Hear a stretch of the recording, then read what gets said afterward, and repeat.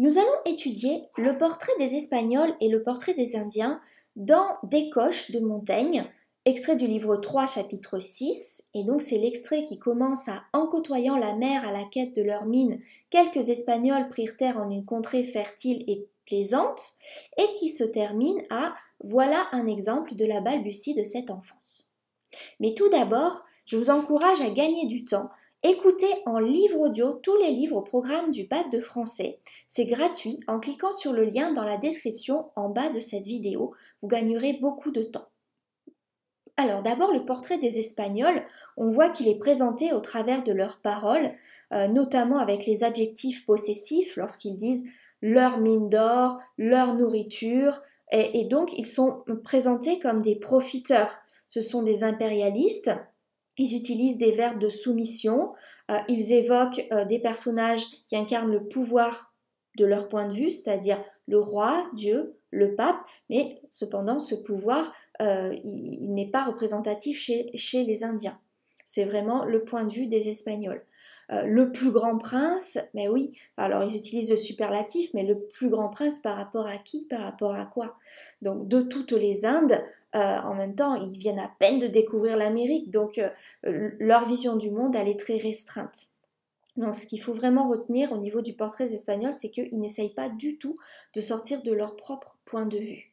De plus, ces Espagnols, ils sont perçus comme menaçants par opposition aux Indiens qui sont plus paisibles. Le portrait des Espagnols, il est également fait à travers le regard des Indiens. Donc, on l'a dit, ils les perçoivent comme une menace.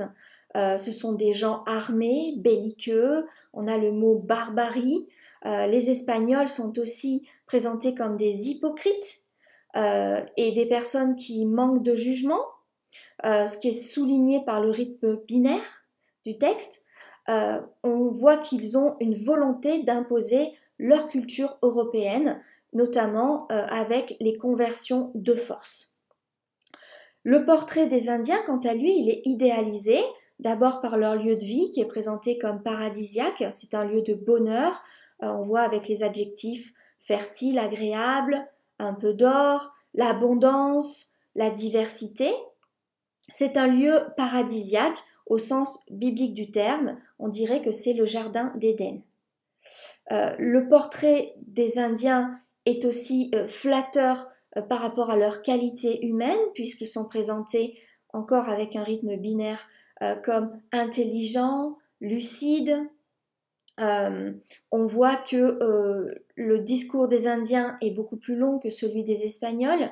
Les propos des Indiens sont beaucoup plus structurés et ils ont aussi des qualités morales qui sont la générosité et l'honnêteté, puisqu'ils font don de vivres, ils donnent aussi de l'or, ils préviennent les Espagnols de la nécessité de leur départ, alors qu'ils pourraient directement les attaquer en fait. Non, ils leur demandent paisiblement de partir.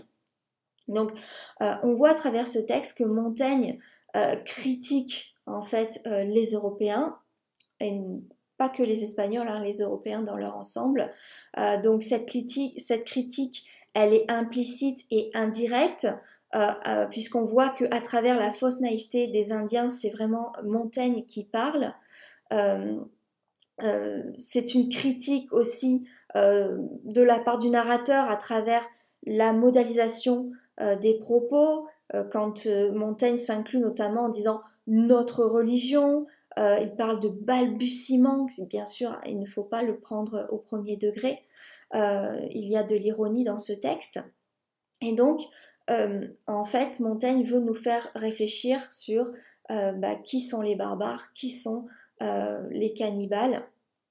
Et donc cet extrait des coches qui ne parle pas du tout des moyens de transport, il parle plutôt de l'opposition des cultures, puisque les Indiens ont une civilisation naturelle et sincère, alors que les Espagnols ont une civilisation qui est corrompue, qui est devenue artificielle et qui est entièrement bâtie par l'orgueil en fait et l'intérêt personnel et national des Espagnols. Donc on voit que dans ce texte des Coches, Montaigne condamne essentiellement le pillage des biens, mais aussi le fait de ne pas prendre en compte le point de vue de l'autre et d'agir par la violence pour le convaincre, notamment avec les conversions forcées. Et l'idéalisation du portrait des Indiens donne naissance au mythe du bon sauvage, qui sera repris bien sûr par Rousseau au XVIIIe siècle. Et donc, dans ce texte, il y a un renversement des valeurs, puisque celui qui est supposé être un barbare, c'est-à-dire l'Indien, est en fait beaucoup plus civilisé que les Européens, beaucoup plus raisonnable, et il devient donc le juge des Européens. Bien sûr, Montaigne parle à travers la voix des Indiens dans ce texte. Pour en savoir plus sur les essais de Montaigne, vous pouvez télécharger mon analyse complète des essais au bac de français en téléchargeant à partir du lien en dessous de cette vidéo dans la description.